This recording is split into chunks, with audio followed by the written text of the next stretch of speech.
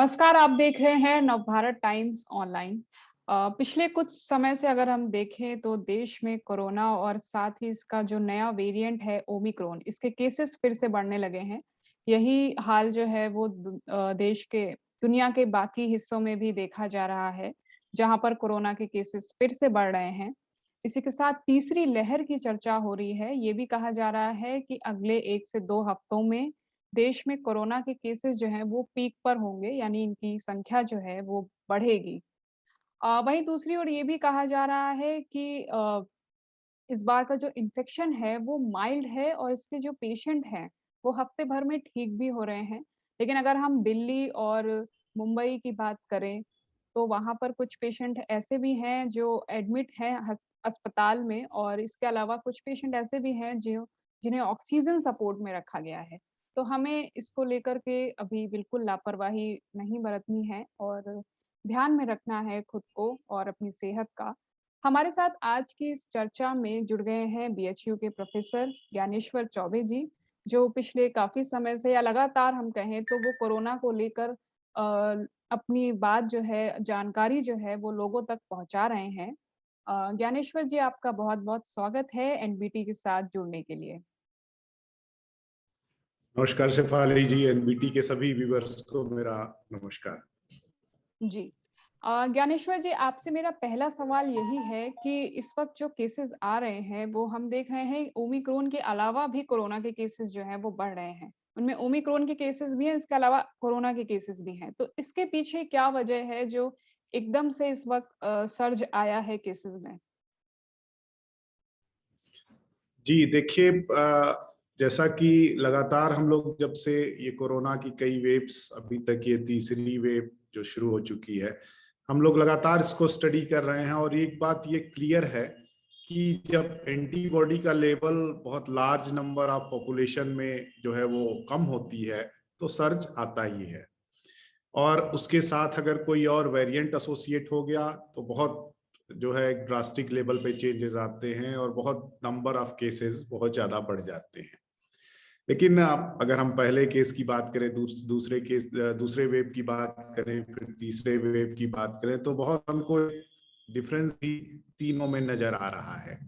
हुँ। और अभी एक सबसे बड़ी प्रॉब्लम ये है कि ओमिक्रॉन का, अगर हम जो सबसे पहले अफ्रीका में शुरू हुआ, साउथ अफ्रीका का बहुत क्लियर डेटा है जो ये बता रहा है कि यहाँ मृत्यु दर बहुत ही कम है, हुँ। लेकिन केसेस ये बहुत तेजी से सर्च करता है। उसके बाद यूके का भी डेटा है, सिमिलर है। हाँ। यूएसए का डेटा भी सिमिलर रिजल्ट दिख रहा है। लेकिन भारत के साथ प्रॉब्लम ये है कि भारत में डेल्टा वेरिएंट जो कि सेकेंड वेव में रन कर रहा था वो अभी भी यहाँ एग्जिस्ट करता है। उसके बाद डेल्टा प्लस भी हुआ जिसमें हुँ। कि एडिशनल म्यूटेशंस थे। तो हुँ। ये वेरिएंट्स है जो कि माइल्ड नहीं है, ये वेरिएंट्स बहुत ही खतरनाक है। हम हुँ। लोगों ने इनकी विभीषिका ऑलरेडी देख देख लिया है। हुँ। तो अब क्योंकि अच्छी बात क्या कहेंगे कि जो माइल्ड वेरिएंट अभी करेंटली दिख रहा है ओमिक्रॉन, हाँ। वो बहुत इन्फेक्टिव है, इन वेरिएंट से ज्यादा इन्फेक्टिव है। तो होगा क्या कि कुछ टाइम बाद ये सबको सुपरसीड कर देगा और पूरा का पूरा जो डेल्टा वेरिएंट या डेल्टा प्लस वेरिएंट रन कर रहा है वो कम हो जाएगा। हुँ। लेकिन शुरुआत में एक ही दिन में ऐसा नहीं होगा कि आज ओमिक्रॉन एंट्री किया किसी सिटी में और कल जो है वो पूरे के पूरे 100% केसेस ओमिक्रॉन के आने लगेंगे। हुँ। तो ये एक हमको बहुत सावधानी बरतनी है इसमें कि जब केसेस बढ़ने शुरू होंगे तो ओमिक्रॉन के साथ डेल्टा वेरिएंट भी होगा और वो हुँ। डेल्टा वेरिएंट हमको बहुत सीरियसली सिक कर सकता है, हॉस्पिटल पहुंचा सकता है, यहाँ तक कि ऑक्सीजन की जरूरत पड़ेगी या कभी कभी मौत भी हो सकती है। तो हमको बहुत केयरफुल रहना है और आगे भी हमको केयरफुल रहना है, क्योंकि हर एक वेरिएंट हर एक इंडिविजुअल पे अलग अलग असर करता है, क्योंकि हमारा जो जीनोम है, हमारा जो डीएनए है, वो किस वेरिएंट के खिलाफ कैसे काम कर रहा है ये बहुत मुश्किल है जानना, क्योंकि हर एक इंडिविजुअल काम जीनोम सीक्वेंस नहीं कर सकते हैं। तो इसलिए हर एक व्यक्ति को, भले ही कुछ लोग ऐसे भी हैं सोसाइटी में जिनको कोरोना वायरस के अगर हम लोग सामने रख दे तो कभी भी इन्फेक्ट नहीं होंगे, हुँ। लेकिन अगर हमको इस बारे में कुछ भी पता नहीं है तो इसलिए हमको बहुत बचाव करके रहना है। जी, बिल्कुल।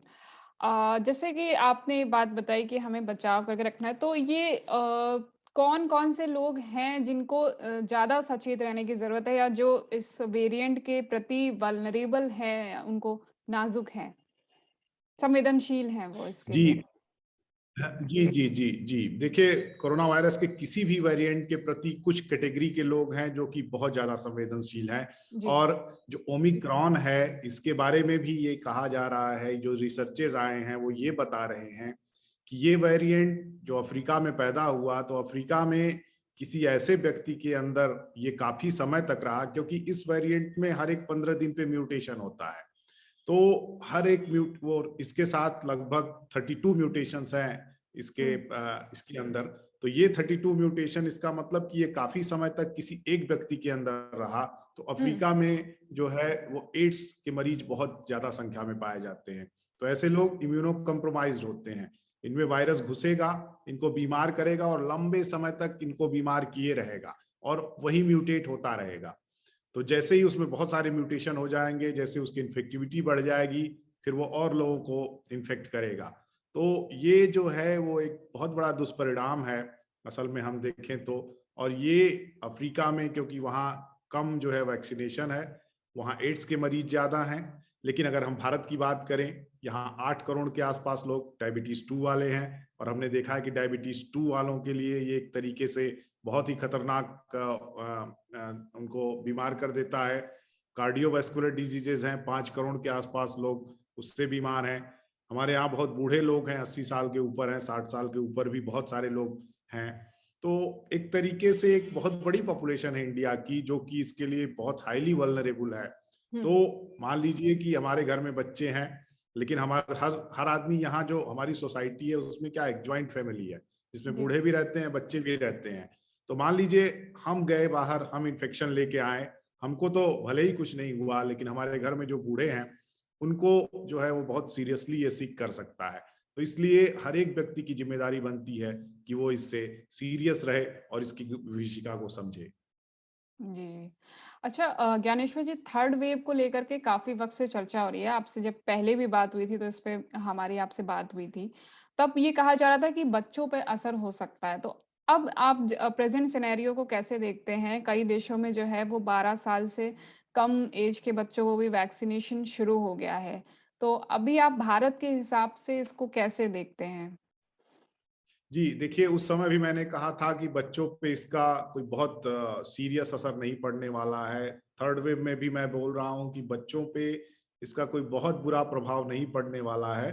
हाँ, हो सकता है कि बच्चे, अगर कोई ओबेसिटी वाले बच्चे हों, बहुत ओबीज़ हों, या हुँ, उनको कोई स्पेसिफिक डिज़ीज़ हो जो कि उनको इम्यून सिस्टम को उनको कॉम्प्रोमाइज़ करके रखता हो, हुँ, तभी वो इससे बहुत सीरियसली सिक हो सकते हैं। नहीं, बच्चों में ये बीमारी, आप अगर इंडिया के 2 प्रीवियस वेव्स की बात करें, हुँ, या अफ्रीका की बात करें, यूएस की बात करें, कनाडा की बात करें, यूके की बात करें, हर जगह हम देखेंगे कि सीरो पॉजिटिविटी जो है वो बच्चों में ज्यादा है।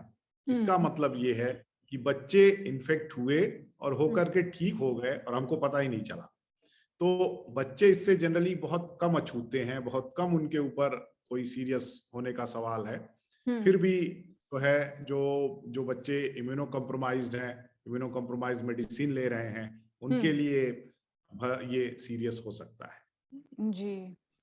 अच्छा, जी। वैक्सीन की अगर बात करें तो आप बूस्टर डोज़ के लिए क्या कहेंगे? जैसे अभी भारत में इसको ऑप्शनल रखा गया है।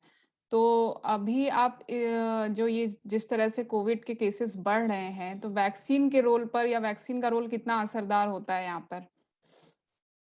जी, देखिए, बूस्टर का मैं बहुत सपोर्टर नहीं हूँ, क्योंकि बूस्टर उन लोगों के लिए जरूरी है जो कि फ्रंटलाइन वर्कर्स हैं। क्योंकि होगा क्या कि जब बहुत तेजी से वेव फैलेगी तो फ्रंटलाइन वर्कर्स भी बीमार होंगे और हमारी पूरी जो हेल्थ सिस्टम है वो ध्वस्त हो जाएगी। हुँ, तो वहां जरूरी है कि फ्रंट लाइन वर्कर्स के अंदर एक लेवल ऑफ एंटीबॉडीज बना दी जाए। जैसे अभी देखा क्या जा रहा है कि अगर हम सेकेंड डोज ऑफ वैक्सीनेशन लिए हुए हैं, तो हुँ, 90 टू 100 डेज में हमारे अंदर एक जो एंटीबॉडी लेवल वो इतना कम हो जा रहा है कि हम फिर से ओमिक्रॉन से इन्फेक्ट हो सकते हैं।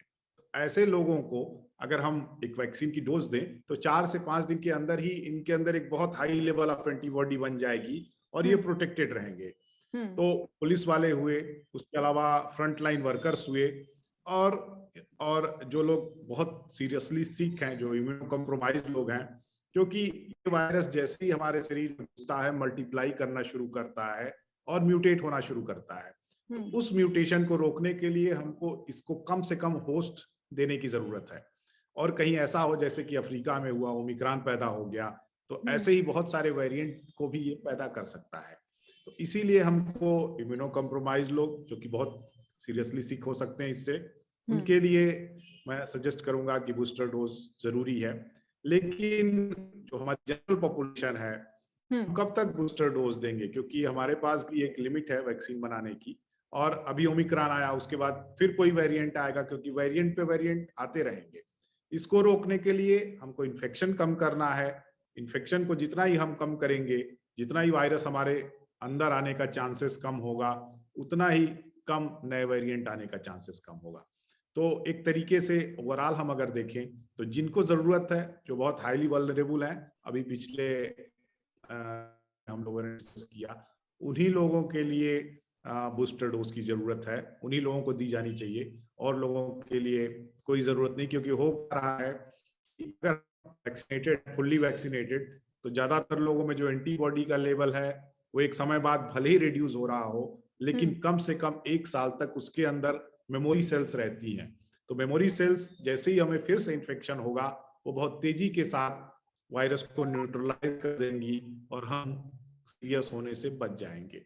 तो बस हमको इस वायरस से सिक होने की जरूरत हो या ना हो, लेकिन इस वायरस से हमको जो है वो मृत्यु होने की जरूरत नहीं पड़ेगी। तो इसलिए इस वायरस से हमको सीरियस होने से बचना है। इन्फेक्ट होना, मान लीजिए कोई इन्फेक्ट हो गया, तो वो कोई बड़ी बात नहीं है। ओके।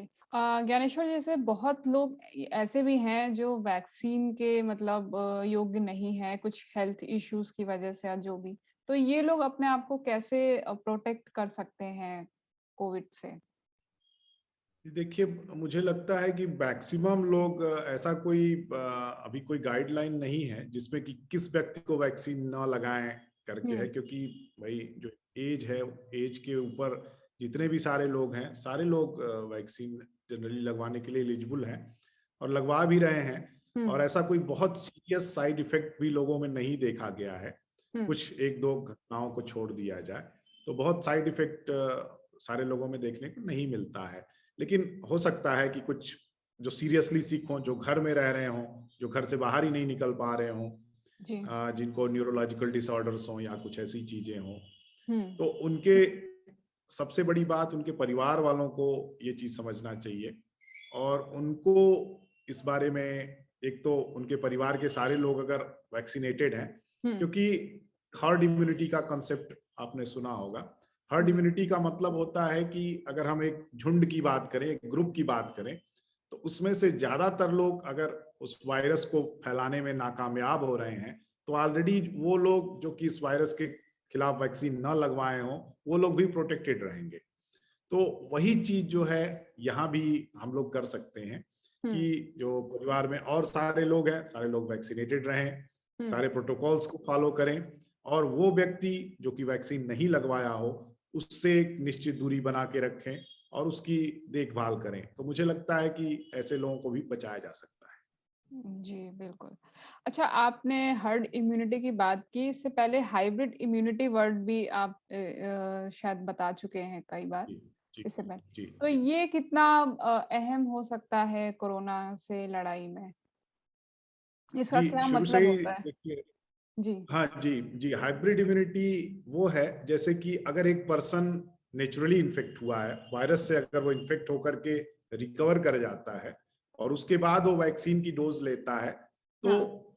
उसके पास जो इम्यूनिटी आती है, वो इम्यूनिटी एक बहुत large high amount of antibodies को प्रोड्यूस करती है। हुँ। और अभी पिछले बार भी जो, अब जब हम लोग डिस्कस कर रहे थे, तो जिस समय वैक्सीन की शॉर्टेज थी, उस समय भी हम लोगों ने टेस्ट किया था और पाया था कि वो लोग जो कि कोरोना वायरस के इन्फेक्शन से ठीक हो गए, उनके लिए एक वैक्सीन की डोज ही पर्याप्त होती है इतनी अच्छे अमाउंट में एंटीबॉडी बनाने के लिए, जितनी की 2 वैक्सीन की डोज एक नई आदमी या जिसको कभी इन्फेक्शन ना हुआ हो उसको हुँ। लगाया जाए। तो अब उसके बाद जब वैक्सीन की उपलब्धता हो गई तो जो लोग इन्फेक्ट होकर के ठीक हो चुके हैं वो अगर दोनों शॉट्स ऑफ वैक्सीन ले लेते हैं तो उनके अंदर जो इम्यूनिटी बनती है वो कम से कम 6 से 9 महीने तक काम करती है। और वायरस का कोई भी जो करंट वेरिएंट रन कर रहा है या कोई फ्यूचर आने वाला भी वेरिएंट ऐसे लोगों को इन्फेक्ट नहीं करता, क्योंकि उनके ब्लड स्ट्रीम में बहुत हाई लेवल ऑफ एंटीबॉडी है। तो ये एक बहुत प्लस पॉइंट है। और इंडिया के लिए जैसा कि आप लोगों ने देखा कि 60 से 70% लोग जो है वो इन्फेक्ट होकर के ठीक हो चुके हैं। तो ऐसे लोग जो है वो इस वायरस के अगेंस्ट हमको लड़ने में सहायता प्रदान करेंगे। और इंडिया में इस वायरस का, जैसा कि हम लोग लगातार बोलते आ रहे हैं कि जो असर है वो इसी वजह से, और भी फैक्टर्स हैं लेकिन ये एक बहुत मेजर फैक्टर है जिसकी वजह से कम रहेगा। कुछ रिपोर्ट्स में ये भी कहा जा रहा है कि जो पैंडेमिक है वो अब एंडेमिक की ओर बढ़ रहा है, तो ये दावा कितना सही है? और दूसरा इसी से जुड़ा सवाल मेरा ये है कि जब कोई महामारी फैलती है तो वो कितने टाइम तक एग्जिस्ट करती है सोसाइटी में, धीरे धीरे, जैसे कब जा करके उसका अंत आता है धीरे धीरे? जी जी, देखिए किसी भी बुरी चीज का अंत तो वैसे भी आता, हम अपने पुराणों में भी पढ़ते आए हैं। लेकिन कोई भी महामारी जो है वो एक समय बाद वो एंडेमिक होना शुरू हो जाएगी, एक लोकल एरिया में होना शुरू हो जाएगी। और उसकी जो डेली हर ईयर का केसेस है एवरेज, वो फिक्स हो जाता है। तो इसमें भी होगा, क्योंकि आप अगर सार्स को 1 की बात करें जो चाइना में शुरू हुआ था, 7-8 हजार लोगों को इन्फेक्ट किया, उसके बाद जो है ये सडन डिसअपियर हो गया। तो वायरस जो है वो बड़े कॉम्प्लिकेटेड टाइप के होते हैं। लेकिन सार्स कोव 2 आया और उसने पूरे वर्ल्ड को कई बार, एक नहीं कई सारी जो है वेव्स आती चली गई। इसमें भी होगा कि एक समय होगा जब पूरा का पूरा वर्ल्ड जो है वैक्सीनेट होगा या इन्फेक्ट होकर के ठीक हो चुका होगा, तो धीरे धीरे इस वायरस को होस्ट मिलना, होस्ट मतलब हमारी बॉडी, तो नंबर ऑफ ह्यूमन जो 7.2 बिलियन ह्यूमन है पूरे वर्ल्ड में, वो एक समय होगा इस वायरस के लिए 7-8 लोग बच जाएंगे इन्फेक्ट करने लायक। तो ये वायरस क्या करेगा कि फिर एक लोकल रीजन में धीरे धीरे फैलना शुरू करेगा और फिर चांसेस है कि ये डिसअपियर भी हो सकता है। क्योंकि अगर हम स्पेनिश फ्लू की बात करें जो 1919 में आया था, उस समय आप देखेंगे कि स्पेनिश फ्लू में भी इंडिया में 3 वेव्स आई थी। पहली वेव छोटी थी, दूसरी वेव वैसे ही जैसे इंडिया में डेल्टा के लिए आई थी, और तीसरी वेव मिड साइज की थी। और तीनों वेव में अच्छे खासे लोग, 1 से 2 करोड़ के आसपास लोगों की मृत्यु हुई थी। लेकिन तीसरी वेव के बाद वो एकदम से एकाएक डिसअपियर हो गया। आज आप देखेंगी तो कहीं स्पेनिश फ्लू नहीं है। उसके अलावा सार्स को 1 का वायरस भी कहीं नहीं दिखता है। तो ये भी वायरस एक दिन जाएगा, बस हमको थोड़ा सा धैर्य रखने की जरूरत है और सारे प्रोटोकॉल्स को फॉलो करने की जरूरत है। जी, जी। अच्छा, एक आपसे आखिरी सवाल मेरा ये है कि जिस तरह अभी कोविड को लेकर के काफ़ी सारी स्टडी हो रही है, तो लोगों के मन में जो है कई भ्रम भी हो रहे हैं कि वो किसको सही माने, किस दावे को मतलब इग्नोर करें। तो उनके लिए आप क्या कहना चाहेंगे?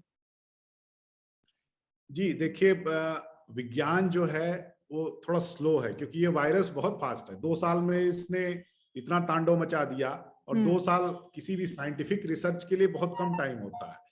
कोई भी रिसर्च कंप्लीट करने के लिए 5 साल, 6 साल इतना समय लग जाता है। तो हम अभी भी उस स्टेज पे नहीं हैं कि इस वायरस को पूरी तरीके से समझें। लेकिन हाँ, हम इस स्टेज पर हैं कि इस वायरस को अपनी बुद्धिमत्ता से या अपने जो अभी सिस्टम हम लोगों ने डेवलप किए हैं उसे कंट्रोल कर सकते हैं। तो अभी मान लीजिए कोई एक स्टडी आई जो ये बोलेगी कि ये वाला जो है जो दवा है वो काम करेगी, लेकिन कुछ टाइम बाद दूसरी स्टडी आती है वो ये बोलती है कि ये दवा काम नहीं करती है। तो कोई भी वायरस डिजीज में हम देखें जल्दी कोई भी दवा डेवलप नहीं होती, क्योंकि वायरस बहुत तेजी से म्यूटेट करता है और बहुत सारी प्रॉब्लम्स है उसके साथ। लेकिन हमको अपने इम्यून सिस्टम पे भरोसा करना चाहिए और कम से कम दवाओं को लेते हुए, और डॉक्टर्स भी मुझे लगता है कि अब धीरे धीरे समझ गए हैं कि बहुत ज्यादा दवाओं की इस डिजीज में जरूरत नहीं है। इस डिजीज में दुआओं की या किसी आदमी के इनर स्ट्रेंथ की जरूरत है, और वो इजिली उसको रिपेल कर सकती है। तो ठीक है, आपको कभी-कभी ये लगेगा कि और रिसर्च जो है वो इनोवेटिव आइडियाज़ एक के बाद एक आते हैं, वो इम्प्रोवाइज़्ड ही होता है। आज हुँ, कोई रिसर्च है, हुँ, ये तय नहीं कि वो कल सही ही होगा, लेकिन हुँ, कल जो रिसर्च आएगा वो उससे पक्का है कि बेहतर आएगा। तो पब्लिक को रिसर्च पे बहुत नहीं ध्यान देना है और गवर्नमेंट भी जो है एक रिसर्च के बेसिस पे कभी भी कोई डिसीजन नहीं लेती है। तो हुँ, गवर्नमेंट के जो गाइडलाइंस हैं वो हाँ, जनरली फॉलो करने चाहिए और फिर हुँ, वो समय के साथ अपग्रेड होते रहते हैं और उसी हुँ। के अकॉर्डिंग हमको फॉलो करने होते हैं। बहुत-बहुत धन्यवाद ज्ञानेश्वर जी। तो ये थे बीएचयू के जूलॉजी डिपार्टमेंट के प्रोफ़ेसर ज्ञानेश्वर चौबे जी, जिन्होंने हमें कोरोना और इसके नए वेरिएंट को लेकर के काफ़ी अहम जानकारी दी। वैक्सीनेशन को लेकर के भी कई इम्पोर्टेंट बात बताई और देश और दुनिया की बाकी खबरों के लिए आप देखते रहिए नवभारत टाइम्स ऑनलाइन।